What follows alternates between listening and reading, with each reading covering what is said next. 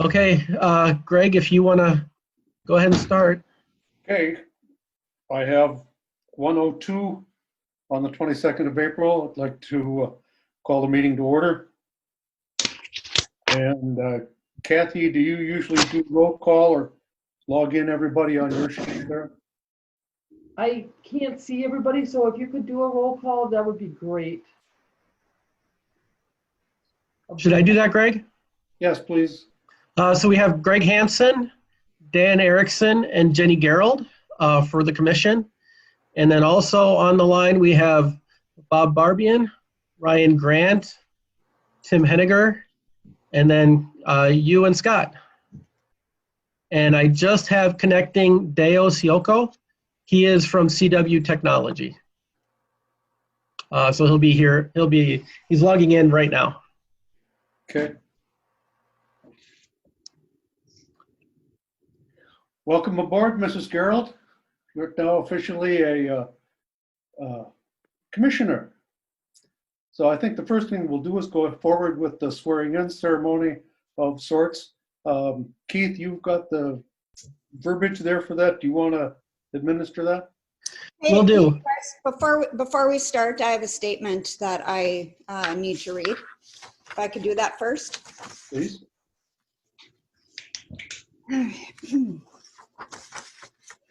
I decided to be on the PPU board because I believed that I could make a difference. I knew that I had some great ideas and that I could be a formidable asset in helping with the struggling relationship between our PPU and the city of Princeton. Contrary to what some have said or believed to be true, many cities have council members and even mayors serving on their utility boards, such as Grand Rapids, North Branch, Rochester, Wells, Delano, and Elk River, to name a few. Despite the threats, bullying, false accusations, and misinformation from members of this PUC and its commission, fellow council members, and a few community members, I still believed that it was going to be in the best interest of both parties, along with the taxpayers and ratepayers, for me to be a productive and positive member of this PPU commission.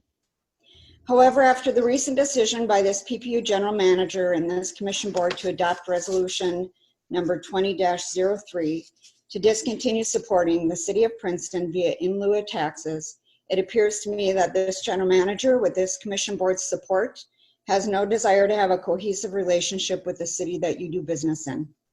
Should there be any future agenda topics that arise that could be deemed a conflict of interest, where it would be necessary for me to abstain from voting for both city council and the PPU commission, my vote will be much better served on the city council. With that being said, I've made a decision to stay on as a city liaison, but I will not be taking a seat on the Princeton Public Utilities Commission board. My number one priority is to stay focused on my city council seat and the residents of the city of Princeton. I will bring this to the city council to decide the next step to fill this open seat. Thank you. Well, welcome, liaison, Mrs. Gerald. Thank you.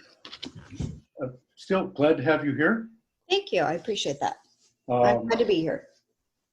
I assume that the city council will take up a process to appoint a new commissioner at their earliest convenience, and we'll just go forward from there. So, next item of business then is the approval of minutes from last month's meeting. I assume everybody's had a chance to look.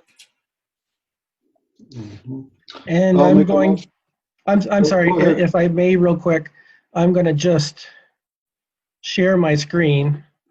So these are the draft minutes from last month.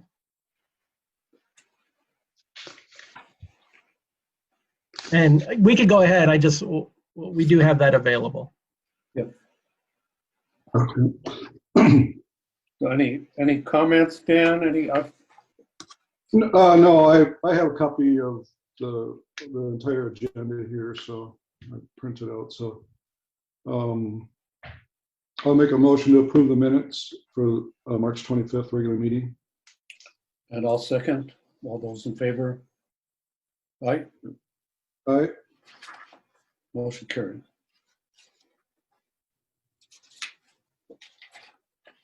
Okay. All right. Next item then is our opportunity for public comment. Because this is kind of a convoluted process for public comments at this point, Keith, I'll have to go to you or Kathy. Have we had any incoming via email? I have not. I have not received anything either. Anybody else have any inclination that somebody wanted to speak here? Mr. Henniger, this would be an opportunity for you to stand up or sit down, as the case may be. Okay, question for, let's see, it might be Bob or it might be Keith. So at this particular time, do you not have a full quorum of commissioners? Status, please. I guess I believe we do have a quorum. We have two. We are a 3-member board, but because we have 2 members Okay. here, that provides us with a quorum, just like we had last year after Hank resigned. Okay, let me rephrase. You don't have a full slate. You have 2 commissioners, not 3. That is what I understand with Jenny's Okay. announcement. Okay, that's all I have. Thank you. That would be my understanding as well. And I just wanted to comment regarding the vacant seat. I think what I'll probably do is bring this up to the council on Thursday when the city council meets, and then they can decide or discuss what process, if they'd like to have a process for recruiting or selecting a member, or how they wish to go about it. So I think that I can report back to Keith what they determine, or Okay. any comments from commissioners or Keith if they wish to provide any now or written in the future. Okay. Oh, I was disconnected for the last 30, 40 seconds, so I don't know what I missed. Well, maybe I should just repeat that. As I mentioned, given there's 2 members, an open seat on the commission, what I will do is probably put this on the agenda for the council to determine what process they wish, or what they wish to do at this point in time as far as the 3rd seat being empty. And if they are going to have a process or what they're going to do. If there's any comments that Keith, the general manager, or the commission members have, just if you could get them to me by, say, Thursday midday or mid-afternoon, I would pass those along. But otherwise, that's something I think the council can figure out what they're going to do, what direction they're going to take. Good. Thank you, Bob. So there's no other comments or anything from the public.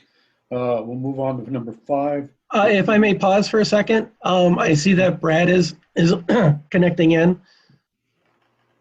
Brad, can you hear us? I can hear. Okay, so we do have Brad Schumacher on the line as well now.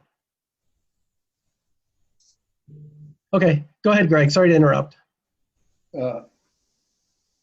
So we're just going on to point 5, the approval of the agenda, additions or deletions.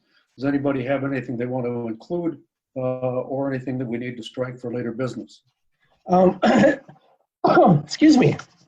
If I may, I would like to suggest the addition under new business, section D, regarding an upgrade to a Microsoft Exchange server. Okay. Anybody else? Okay, in that case, I'll have and Dan, I guess I'll look to you to make these motions. Motion to approve this agenda. I'll make a motion to approve the agenda with the addition. And then I'll say second. All those in favor say aye. Aye. Opposed, same sign. It's 2-0. Okay. Moving on to the accounts payable. Quick peek. I remember if I made any notes on that. And I have been sharing my screen. Folks are seeing everything, correct? Okay. Yes. Okay.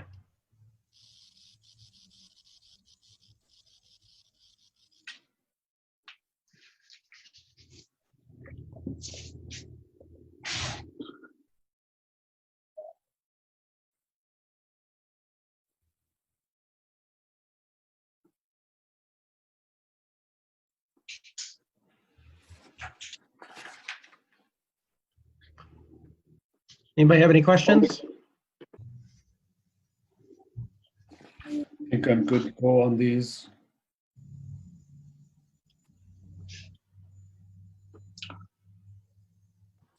I'll make a motion to approve the accounts payable. And second, all those in favor, say aye. Aye. Aye. Aye. Both same sign, motion carried. Number 7, reports and correspondence.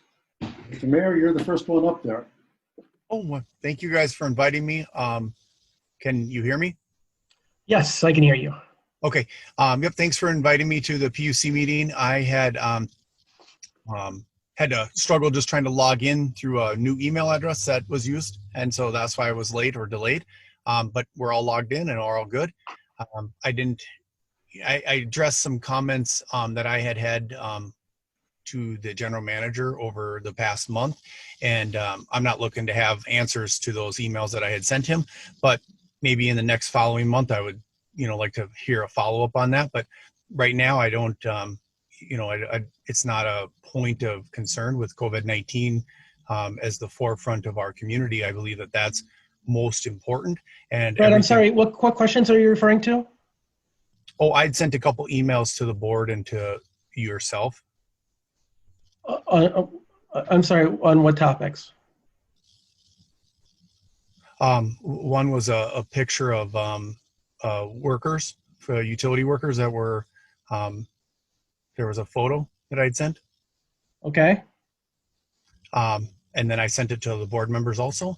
And then the second one was informational, like a data informational request. And like I said, I'm not looking to talk about it or debate about it now. In the following month, I think that might be adequate according to what the Governor Walz has said about the COVID-19 or the stay-at-home order being lifted. And then after that time, I believe it'd be a fair time to have a topic of the discussion on regarding that. But otherwise, like I said, right now, there isn't anything other than that I'd like to talk about or discuss. And I'm not interested in discussing it now is what I was saying. I was saying after COVID-19, after the stay-at-home order has been lifted, then, we could have meaningful and discussion topic of that. Okay, thank you, Mayor. The Mayor has added a whole new level of mobile connectivity to the discussion here. Thanks for joining us. Yeah. So I'll check that off. SIMPA board meeting report. Keith, you want to go from there? Yes, I was unable to attend the most recent meeting, but I did include, and I need to see if I can rotate this a little bit to make it easier for folks to see. I have started including SIMPA key metrics worksheets in all the PUC agenda packets to just give folks an idea of the things that the agency is working on and the impacts that we're seeing on the system going forward. Other than that, I don't have much to report on SIMPA's side of things. Unless anybody has any questions on the key metrics. I read somewhere else, Keith, that Minnesota, if not SIMPA, Minnesota is producing about 50% of our electricity now, non-carbon based, if they include wind, solar, and nuclear. Does that sound right to you? I would have to look to see. I don't remember off the top of my head what SIMPA's numbers are. Since we're 100% SIMPA allocation, we follow them in terms of the carbon-free resources that are available. I would have to get back to you on that exact number. Okay. And then department updates, electric. Yeah, let me real quick. On the electric department side, a couple things to keep in mind, or just to be aware of. We have scheduled our April runs for the end of this week and early next week. Due to our current operating procedures, we'll be test running 2 engines at a time over a couple of days. We'll do 2 engines the end of this week and then 2 engines the end of, or I'm sorry, 2 engines at the end of this week and 2 engines at the beginning of next week. So we'll get those April exercises in. We have also replaced an air dryer this week, and we are continuing with implementing some spill containment recommendations around the power plant. On the distribution side of the system, we are working on our ongoing maintenance list, conducting transformer inventories and cleaning up equipment. We're currently looking at doing some underground work north of 95 to bury some of our distribution lines.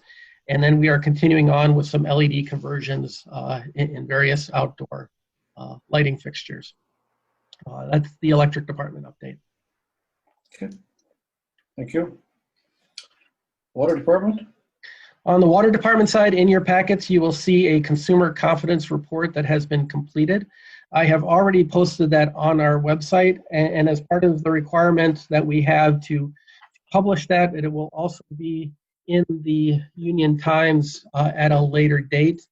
Included, I'm gonna, let's see, this, and just want to show everybody, see if I can pull it up here. Right here. This is our certificate of completion acknowledging that Princeton Public Utilities Commission has completed its 2019 water conservation report. So I will make that available as well. It's an annual requirement that we have in reporting activities on the water side. Okay. And then, let's see. We did conduct hydrant flushing last week and wrapped everything up on Friday, a bit ahead of schedule, so that all went well. We're also working with Verizon on some of their planned upgrades at the middle water tower, implementing some 5G technology. That's right, Scott, right? They're putting in a 5G system? That's my understanding, yes. So we were just watching that to make sure everything is being connected and to the water tower in the correct way. And then we are doing a lot of work on improving our GIS database, getting some more data in there, giving us some more accuracy, as well as conducting locates. And the electric department's doing locates. Regarding the cell provider, can I ask, is there any auxiliary equipment that's planned for the ground? Usually there's an equipment shed, and oftentimes those have to be permitted. That's what I'm asking. Yeah, Scott, do you have any information on that?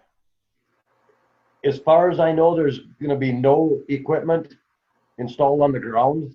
They already have one building there, so now whether they change something in that building, I'm not aware of that.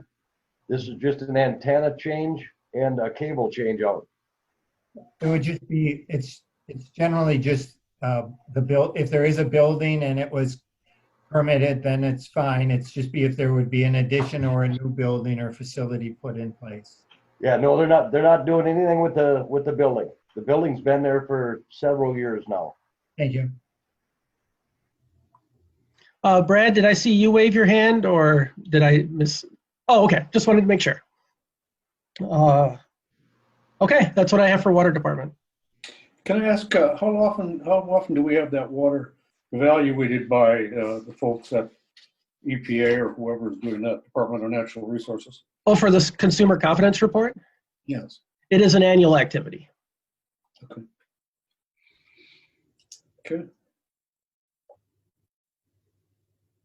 Just wanted to check with Ryan, any additions or deletions you wanted to add, how things are going from your remote location? No, I have nothing to add. Everything is going fine. Okay, good. Scott, you have the same opportunity to chime in if you have anything to say or you want to add here. The only other thing I was going to add was we are in the process of putting the north water tower back online. We had KLM here yesterday to do a tower inspection, and we started filling this morning. Okay, good, thanks. All right, moving on to E, City of Princeton update.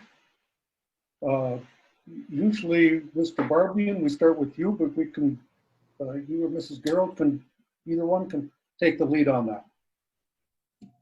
Well, since you turned it over to me to initial, at least that's what you indicated, I'll just start. There's Not a lot, but a couple of things. One of the items we've been working on with electric and water and Keith, and that is the clubhouse, say redevelopment, I'll call it, because it is somewhat of a redevelopment, converting an outlot to a lot and vacating a road, and there's some sewer and water extensions and a loop that's being considered by the PUC. That probably is the biggest project that's going on right now. I think that it seems that with the water that's being planned for the needs for the clubhouse, PUC requested water be looped and is looking at covering part of that cost. And I think it makes a lot of sense. I think at the same time, we're looking to see how the sewer is being served. We think we have that pretty well figured out. So it looks like an overall fairly decent redevelopment and use of the site. Good community investment. I'm sure at some point in time, Keith will be updating the commission, if he hasn't already, about the potential investment that the PUC would be making there. And the other area that we're working on or spending a fair amount of time, at least the city is, and that is the assembling an application for the federal EDA grant, which will fund at least part of the industrial park development just to the west of the 21st Avenue. That's a project that we've requested information from Keith and Ryan, how much electric would be to serve that area so that we could potentially include that as part of a cost item and hopefully get some funding for as well. So hope to get that application in shortly. So those are the two items that I wanted to make sure to cover. You know, day to day, fairly busy over here. Interesting times. Thank you, Bob. I'm not sure if Ms. Gerald would like to add anything, but okay. I'm sorry, I missed that. Did you, I was looking down at my notes. I didn't see, Mrs. Gerald, did you have anything to offer? Okay, good, thank you. General Manager's report. Yeah, just give an update on some recent activities. We did launch our new website, so I hope people have had a chance to take a look at that. Let me know if you have any thoughts or feedback. I view that as a work in progress and something that will be continually updated. I have been able to start adding news bulletins, announcements in real time, so it's making us a little bit more nimble in communicating with the public. We were originally scheduled to have our financial audit begin next week. However, with the stay-home order, the auditor did contact us and let us know that they would like to postpone that site visit. That is now tentatively scheduled for May 12th through the 14th. I did receive another solar interconnection application in April, so we're working on that. Technically, everything looked fine, so that has been approved. The MMUA Summer Conference is still planned for August 24th through the 26th in Brainerd. Typically, the general manager has attended as well as the commission chair, and I know Greg has voiced some interest in attending the MMUA Summer Conference this year, assuming that moves forward. I think we're all kind of just waiting to see how things play out. I will be filing our annual EIA 861 report. I'll probably get to it this weekend. I've got the last few data points that I need to enter that in, and then that will be complete. EIA stands for the Energy Information Administration through the Federal Department of Energy. So they require utilities to report on their activities on an annual basis. As everybody knows, I've been working at modernizing and updating a lot of our internal IT systems. We did install a new VPN, and CW Technology has taken over our tech support needs. We conducted staff training on 415 at 2 separate times and on 421 as well. So people get used to how their support tickets get filled out and how they can get assistance in case they can't communicate with their printer or any other workstation type problems. In addition, I've been working with Eaton, who handles our AMI on training through their Yukon database system. That was on 416. getting that up to speed so we can start implementing more and more of the features associated with that new technology and providing even more information to customers on their consumption and help us become more efficient in our meter reading operations. We have implemented the recommendations that have been in our draft spill containment plan, and we're working with our consultant on that final approval. Again, due to the stay-home order, things got delayed a little bit on that. Once our consultant is able to come up and visually verify that the recommendations have been implemented, we can get their sign-offs, and we will have our spill containment official.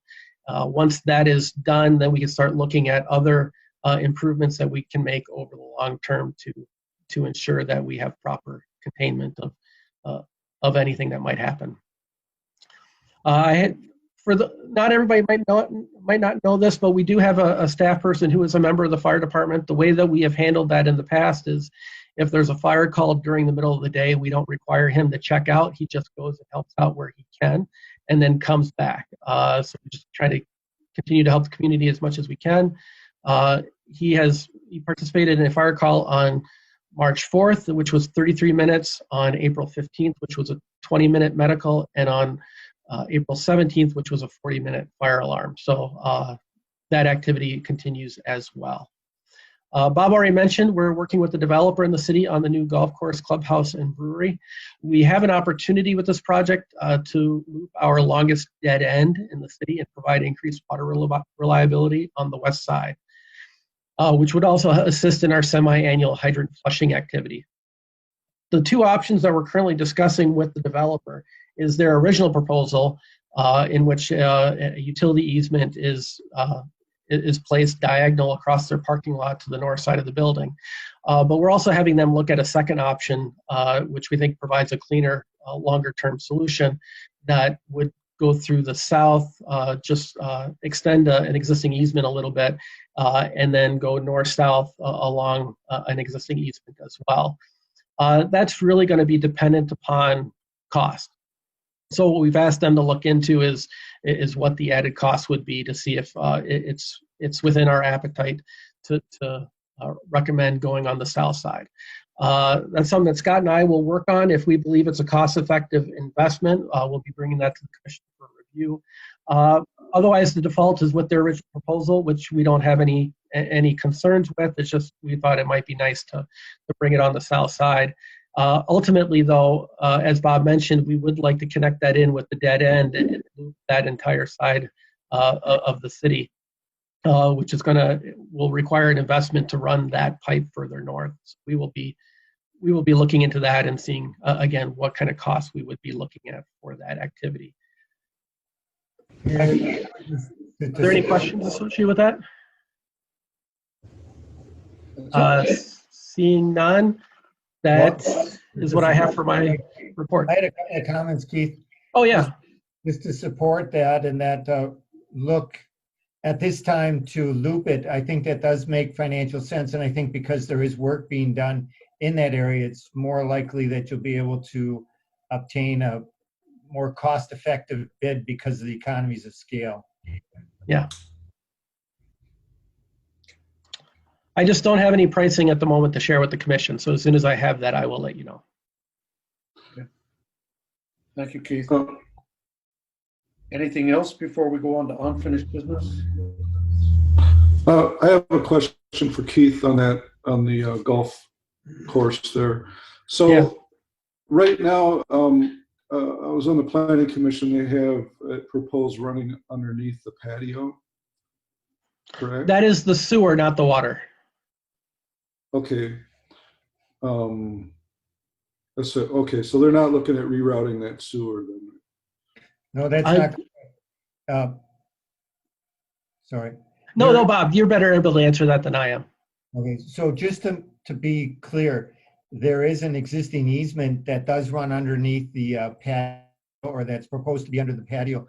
There's also a easement that's going to be granted that moves the easement to the east of the patio, which would be a new route, which is the route where the water is being discussed to be set in place if they do end up on the south side of the building.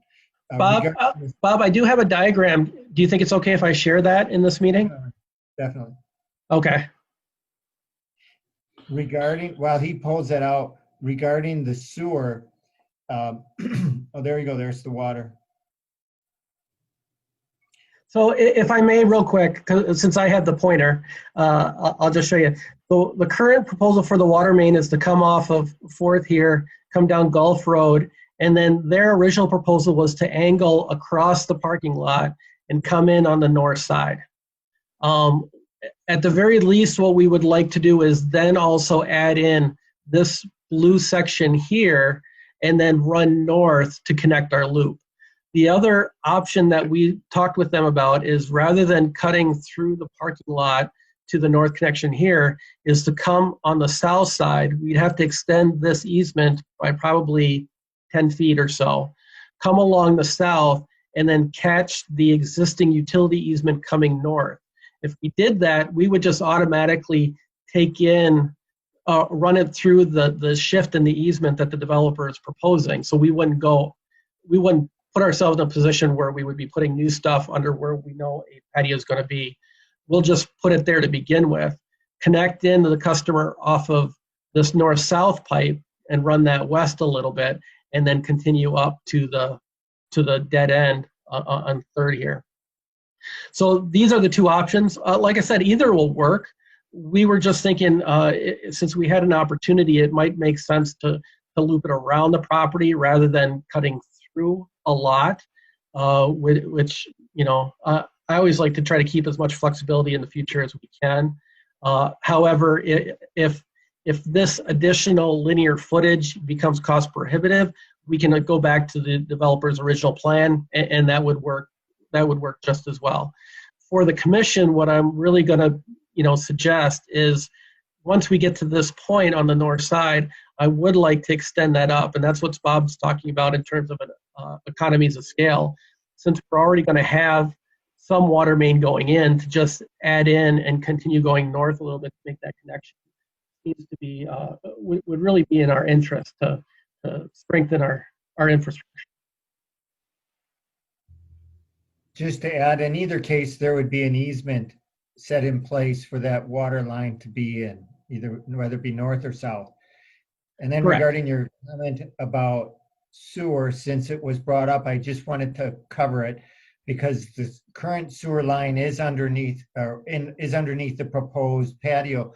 What was discussed, and I'll say through a number of conversations, was the desire by the developer to leave it in place and have it relocated to the new easement when in fact it's necessary to be moved, in which case I had some discussions with the city attorney as Jen and sewer superintendent Bob wished to see if there would be ability to have a transferable or something that would go, transfer with the deed.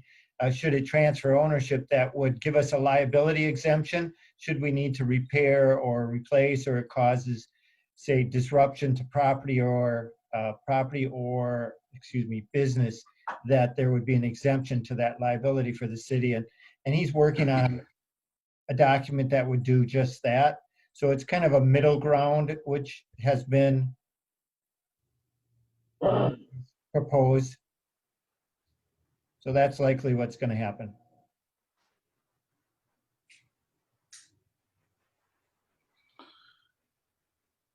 Okay. Thank you. Did that answer your questions, Dan? Yeah, I'm just, I guess what's kind of coming back to me a little bit is some of the discussions we had when we did the roundabout last summer, with that, the easements by Princeton Auto. I wouldn't want to put a burden on somebody in the future if we can solve the problem now by, doing it the best way possible right now. I'd really like to see this development happen, whatever we can do to work with them. So yeah, sounds like be a plus for everybody on this. Okay. Anything else there, Keith, on the general? That's all that I have. You want to move on to AMI conversion update? Yeah, I don't have too much. Because of the stay home order, we have placed a hold on the AMI meter conversions. We're currently spending this time to get staff more fully trained in on the Yukon software, which we're using for grid management and meter reading. But the numbers in terms of how many meters have been converted have not changed since last time we talked. Okay. And EV host agreements? Those partnership responses have been a little bit slower due to the COVID-19, but I have communicated with both potential locations this week. One is still excited, still wanting to move forward. They just need to review the host agreement language, and I'm hoping to hear back from them very soon. The second location would like to discuss with us an alternate placement than what we had originally proposed. So I have a meeting with them tomorrow to just evaluate what our options are, and as soon as we have something definitive, I do have a host agreement contract, I guess, for lack of a better word, that will be signed between the parties that will come before the commission for when that happens. Okay. Anything else there? That's all that I have for unfinished business, unless there are any questions. Okay, moving on. COVID-19 update. I want to just give a recap of our policy changes. We have suspended disconnections for right now, and we have waived our late fees, just like I want to say most of our peers in the state. We have started to collect some information that I wanted to share with the commission as to the impacts of that on our internal operations. If I compare April of 2020 to April of 2019, what we have seen is an increase in what would have been disconnections by about 15%. To put that in context, that's about 25 accounts. We have seen an increase in the amount of uncollected amounts by 20%. Again, to put that in context, that's about $7,000. Again, this is an April 2019 to April 2020 comparison. We have also seen an increase in the amount of payment plans of 396%, which constitutes about $10,000 worth of utility bills that are being handled through a payment plan to assist our customers. With the late fees that were waived in April, the financial impact of that on the electric side is it was just shy of $5,000 that was waived for electric late fees. For water, it was about $925, and then for sewer, it was about $1,300, for a total of $7,200 in late fees that were waived in the month of April.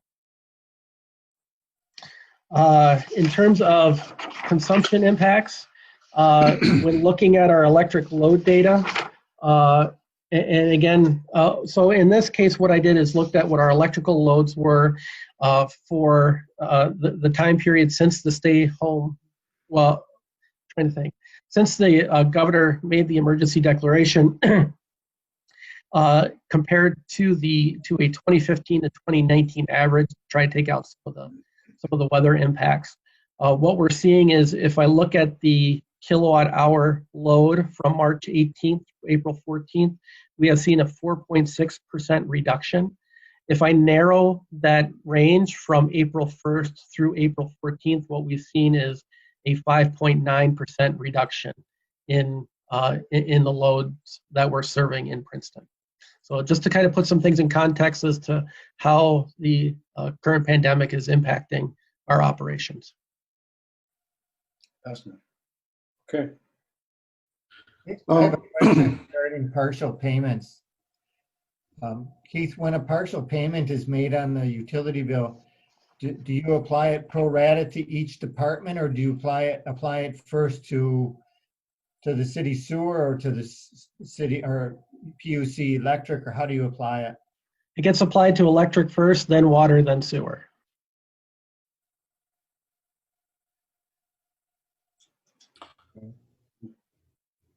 I have a question, Keith. Yeah. So, okay, you stated we got about a $5,925 between lost Electric. revenue. Yeah, between electric. Yep. Sorry. And then the 5.9% reduction in usage, is that electric or water? That is just looking at the kilowatt hours. Okay. What kind of impact is that going to have? Does that have as far as revenues then? That I don't have in front of me. These numbers that I got regarding the reduction in our loads comes from SIMPA. They did analysis looking at our city gates, at the what's going through the substations, so to speak. So those are just the raw numbers, but I haven't correlated that to a financial impact just yet. But obviously there's going to be some financial impact that we're going to need to account for. Yeah, I would expect to see a reduction in revenues on the electric side. Okay. Close to that, but I just don't know what the exact correlation is just yet. Yeah, I would imagine that's something we'll have to look at if this continues. Yes. For any period of time, as far as budget-wise. And yeah, I would point out, as an electric utility, we are, our loads do tend to be very dependent upon weather. So we are used to navigating variations from month to month. So it's not uncommon to see differences as to I think we're trying our best to try to normalize this out. So what you're seeing, what I reported on were the impacts that we think are attributed to the pandemic.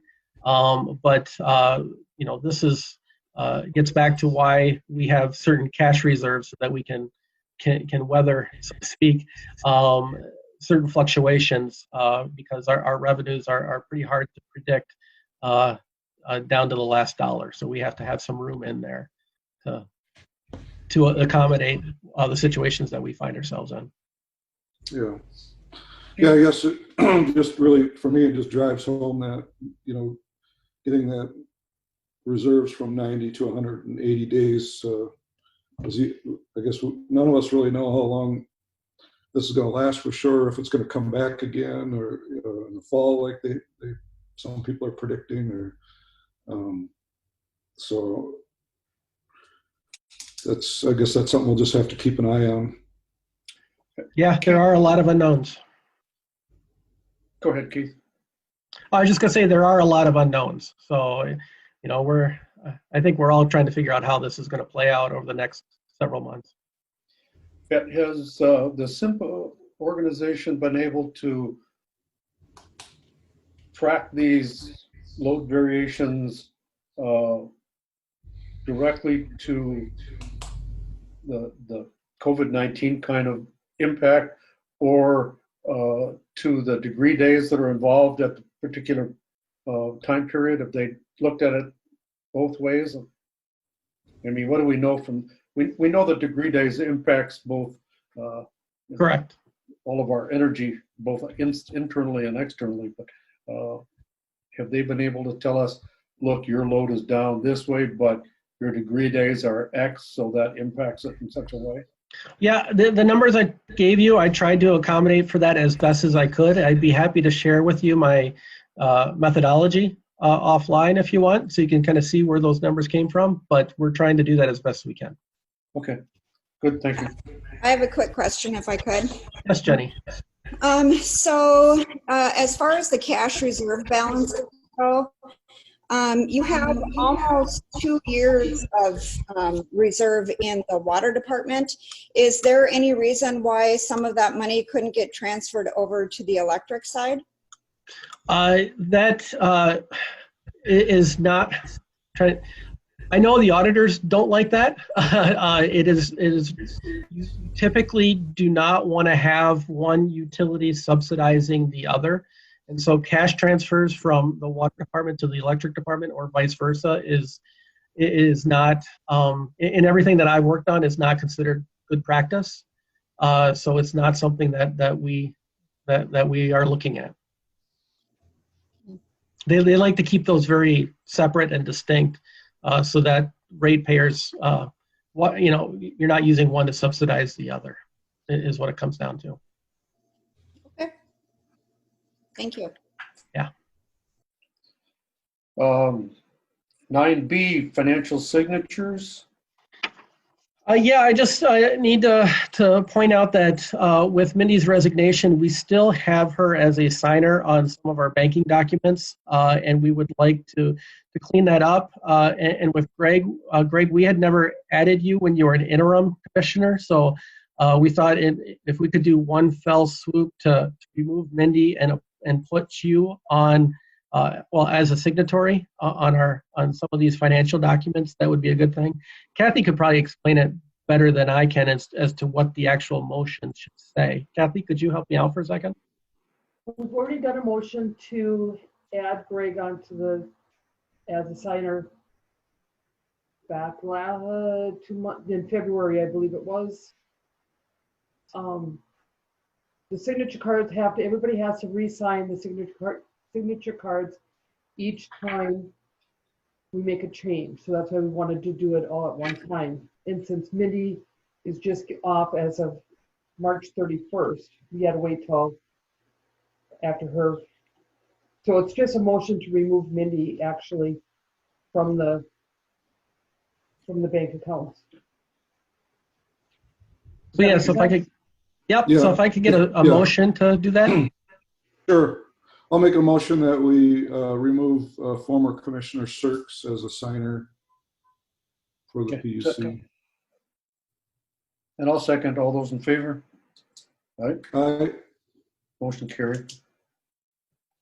Kathy, what do I need to do? I need to show up at the bank, or what do you need from me on that? I'll get a hold of the bank once I have to provide the minutes to her. So once the minutes are drafted up, I'll contact the bank and she will send the cards I can have her send the cards to me, or we can figure out, depending on what the stay-at-home deal is going at that time. Okay. So I'll get in contact with both you and Dan to figure out. Okay. Keep me posted. So, Kathy, let me just clarify that you need a new signature from myself.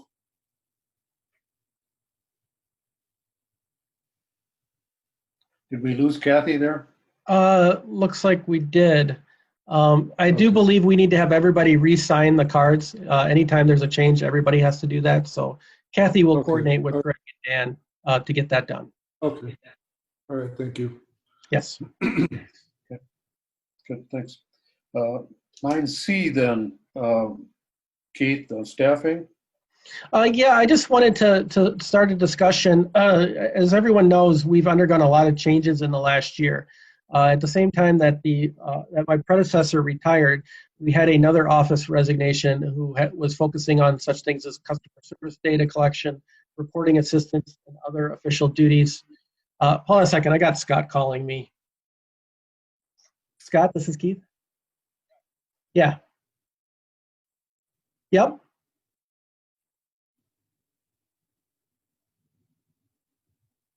I think we got everything covered. If I have any questions, I'll call you.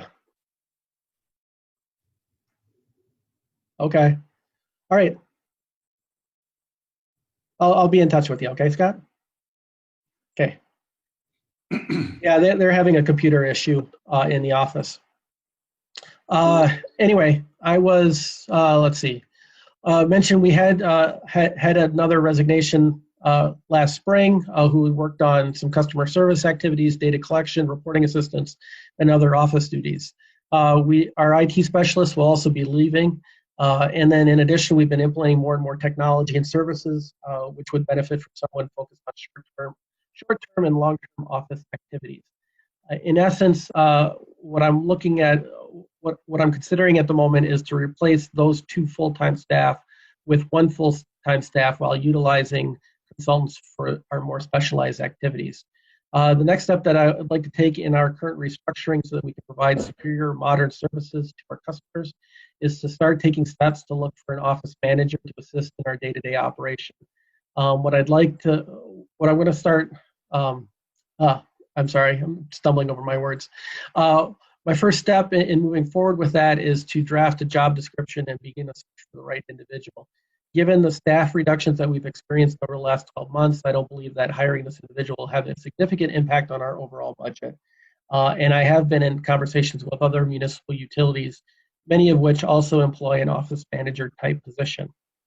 To me, the most important thing is to find the right person that can effectively contribute to our mission. I would rather take the time and find the best applicant rather than focusing on a speedy process. Therefore, I don't have a definitive timeline at the moment. I just wanted to start having conversations regarding a role of that type with Princeton Public Utilities. Does the commission have any questions about that at this time? Oh, Brad, are you? You're muted. Could you? There you go. So, Mr. Chairman, the goal in this is to increase the. Are you still at a capacity of 17 employees and you want to go to 18, or what is the net number of employees that are at the city now in a full-time capacity? When I started, we had 18. We are currently at, well, I take that back. When I started, we were at 18. We dropped to 17 and then went back up to 18 simply because when I hired a lineman, I wanted to get some overlap between the lineman that was retiring and the new one. So we're currently sitting at 18 for that. However, that lineman is retiring next week, so that would bring us back down to 17. With our IT specialist that will be leaving, that will bring us down to 16. This position then would bring that back up to 17. Yes, Brad. Will you be hiring another lineman then to bring that back up to? No, we've already hired the lineman to replace the one that's retiring.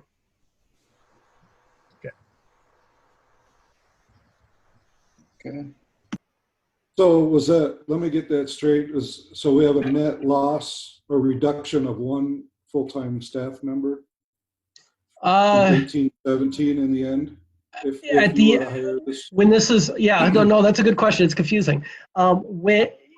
If I do find an office manager that I feel would benefit the organization, what that would actually end up doing is resulting in a net reduction of 1 staff person from what the organization was when I first started. Okay. Okay. Mrs. Carroll, were you waving a hand there? Okay. Anything else on staffing? Okay.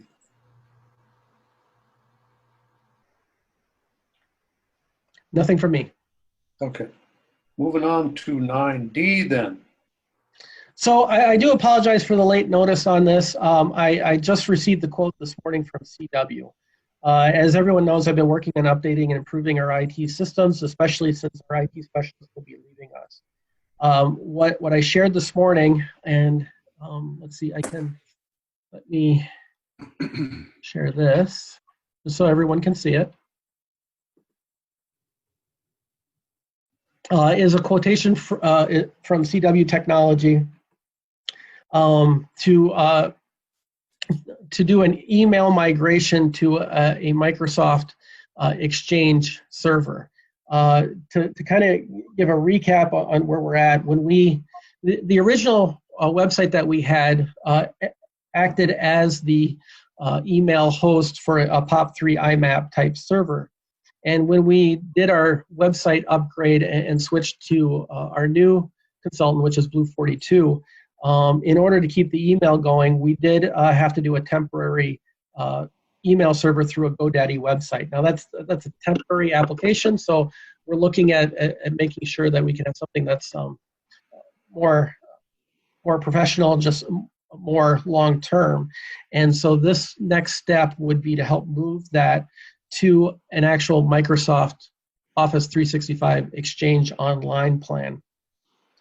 The reason I want to do this is for a couple of different reasons.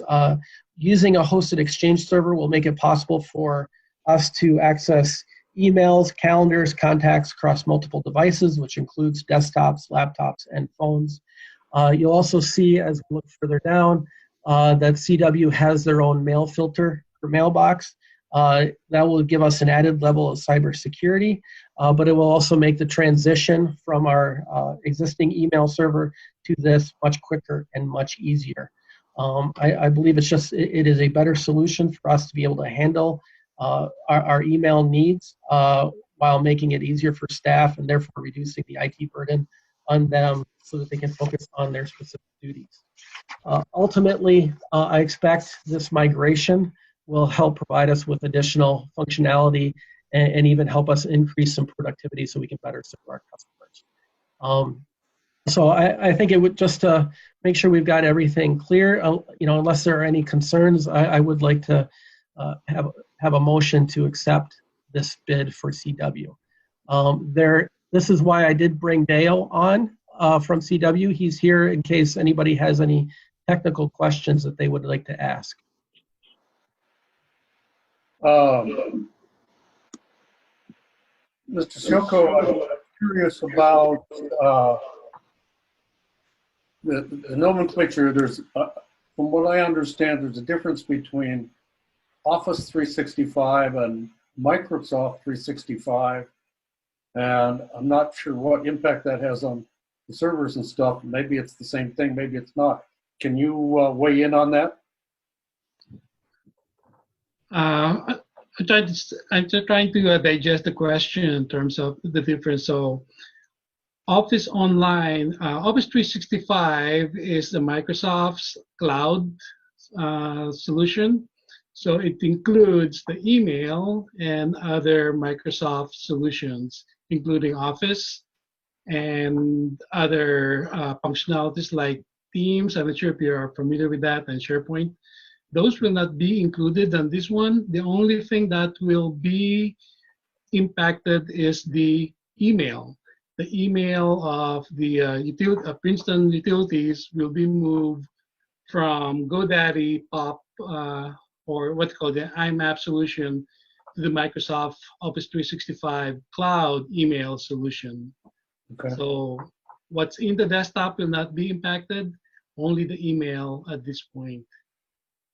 Okay. So the other like the spreadsheet and word processing apps will remain the same that we have right now. Is that what you're saying? Yes, that will not be changed. I think you already purchased those, so talk to Keith. There's no point of repurchasing those again, the cloud version. So we don't need the cloud version at this point. Okay, good. That's all I have. Anybody else have any questions before? Yes, Mr. Mayor.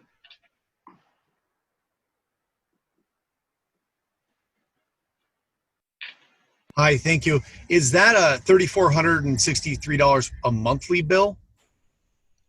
No, that is for the monthly subscription. I'm just moving my screen around. What you see is to use the online Exchange server, it's $4 per month per email account. And then the CW mail filter, which is that added cybersecurity I mentioned, is an additional $1.20 per month per email account. So the sum of 64 plus, well, let's just say it's 20, is just under $84 a month. The rest of it is a one-time charge to do the migration from our current system into the Office 365 Exchange online server. Thank you. Yep. Any other questions before I ask for a motion? Discussion? No, I mean, I know that, Keith, you've been working hard on trying to update the office there, and I appreciate that. So I know it's been really good to have a fresh set of eyes around there to look at things from a different perspective. So I guess I'd like to make a motion that we accept this estimate here. Okay. I'll second, and all those in favor say aye. Aye. All right. No, same sign. Approved. Thank you. Anything else before we adjourn? Any last comments? Oh, I should I should also mention something. I got some news this morning as well that I meant to include in my manager's report, but I forgot because I didn't have it written down. I have been working with many of our peers and colleagues. Especially on the utility side of things, we're a pretty close family, and so we all look out for each other and take care of folks. I have been working with North Branch Water and Light to provide them a perspective on how Princeton Public Utilities is operating, and let them know kind of different perspectives on municipal utility administration. I was asked and I accepted to serve on a search committee for them as they look for a new general manager. They currently have an interim general manager, and the North Branch Water and Light Commission, who met yesterday, accepted the interim general manager's proposed process to start looking for a full-time replacement. And so I'll be working with him, just doing some volunteer work to help them out where we can. Princeton and North Branch have experienced a good relationship over the years, and so I want to continue to keep that going. But I was pretty honored to be asked to help them and give them some input as they look forward to bringing in some new personnel and lead that community into the future. Okay. All right. Very good. Thank you, Keith. Thank you, everybody. All right. I'll make a motion now. To adjourn. You want to take care of that, Dan? Yeah, I'll make a motion to adjourn. And second. All those in favor say aye. Aye. Thank you, everybody, for coming in. Thanks all. Mayor, for doing this while you're rolling. Good job. I hope you weren't driving. So, thanks everyone. Again, I apologize for the technical difficulties. I will get the video posted as soon as possible. Thank you, sir. I'm out. Have a good night.